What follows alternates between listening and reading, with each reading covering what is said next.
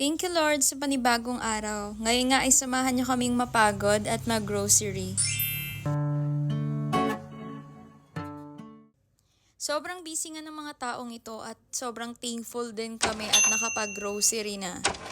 Sobrang nga naging wise kami sa pag-grocery namin this time at kinuha namin yung mga needs lang talaga namin. Binawasan nga namin yung mga junk foods at processed food namin. Pero meron pa rin namang mga processed food pero sobrang bilang na lang talaga.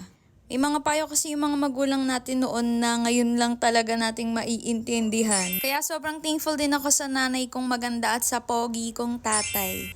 Shoutout dun sa kanila na hindi napapagod magpaalala sa akin kahit napakatigas ng mga muka. Last month nga nagkasakit kaming dalawa kaya walang ganitong ganap. Pagpasensyahan niyo na nga ako nabibitin kayo sa pakikichismis sa buhay namin. Sa ngayon kasi mas pinaglalaanan talaga namin ng oras ang aming mga source of income. Saka na tayo mag-focus dyan sa inyo pag marami na kayong mga marites sa buhay namin.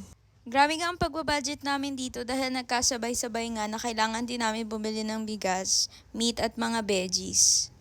Meron nga o wala, sobrang grabe yung pagpapasalamat namin kay God. Totoo na everything happens for a reason. Sana kayo nga din ay magpasalamat meron man o wala. Minsan nga kasi sinusubok tayo ni Lord kung sa oras ba na nahihirapan tayo, sa Kanya pa rin tayo lalapit. Good for 1 month nga lang tong mga nabili natin, kaya for sure next month may mga gantong ganap ulit tayo.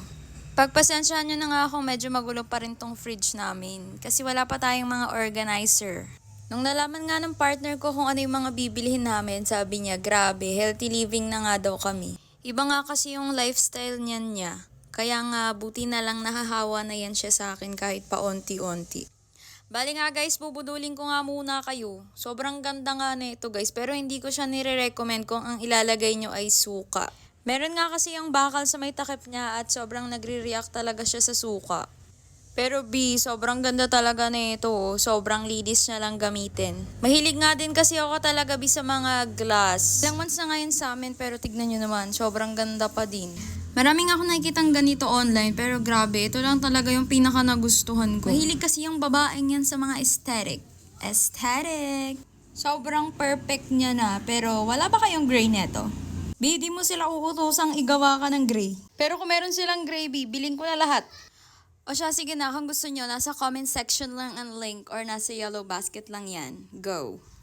Ayaw nga ng partner ko yung lasa nitong yogurt na to, pero sabi ko sa kanya, kailangan yan masasanay ka din.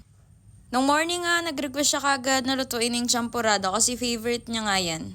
Bubudulin ko nga kayo ng maraming beses sa video na to. Maraming nga hindi nakakaalam sa atin na hindi dapat nilalagay sa fridge ang mga sibuyas at bawang, kaya i-check out mo na to Sobrang must-have nga neto kung mahilig ka rin sa seasoning at spices. Uulitin lang natin, nasa comment section yung link or nasa yellow basket. Isa pa tong must-have na to kung gusto nyo rin naka-organize lahat ng meat, fish nyo sa freezer nyo. Sa totoo lang, sa sobrang arte ko, ayaw ko talaga nakakita ng mga dugu-dugu sa fridge. Bukod nga sa malangsa, napakahirap talaga na itong linisan pag may mga dugu-dugu. Bale, 2 klase nga pala to. Yung pahaba is nilalagyan namin ng isda at yung apatan ay nilalagyan namin ng manok tsaka baboy. Dahil nga onti-onting linis na nga lang yung gagawin ko dyan sa freezer na yan, ang dami ko pa talagang nagagawa dahil malinis na siya dahil sa mga organizer na to. Again, link sa comment section or nasa yellow basket lang yan. Follow us for our next mini vlog.